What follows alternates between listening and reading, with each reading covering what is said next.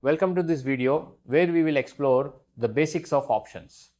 Have you ever wanted to participate in the growth of the market without the fear of unlimited losses? That is exactly why options were created as a unique financial tool. To understand options, let us first look at how they compare to other instruments like forwards or futures. In a forward or futures contract, you are making a firm commitment to buy or sell.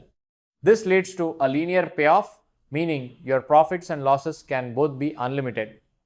However, many people want to enjoy the upside while keeping the downside protected. Options allow for this by providing a way to earn unlimited profits while strictly limiting how much you can lose. So, what is the formal definition? An option is a special contract that gives the holder a right but not an obligation to buy or sell an asset. This happens on or before a specific date and at a price that is decided in advance. You can think of this, right, as something you buy and the price you pay for it is called the option premium. In every option trade, there are two sides.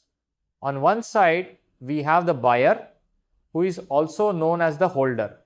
The buyer takes what we call a long position and must pay the premium amount upfront.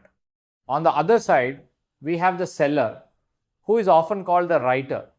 The seller takes a short position and receives that premium money from the buyer at the very beginning of the contract. The relationship between these two parties is defined by rights versus obligations. The buyer has a prerogative, meaning they have the choice to buy or sell, but are not forced to do so. They will only use this right when the market situation is in their favor. The writer, however, carries a burden. They are legally bound to follow through with the contract whenever the buyer decides to exercise their option. Now, let us look at how these are organized. Options are generally categorized into two main types. We have call options and put options. A call option is generally profitable when the price of the asset rises, which is often represented by a bull. A put option is generally profitable when the price falls, which is represented by a bear. Let us dive a bit deeper into call options. When you hold a call option, you have the specific right to buy the underlying asset. This is your go-to choice if you believe the market is going to head higher and you want the opportunity to buy at a set price.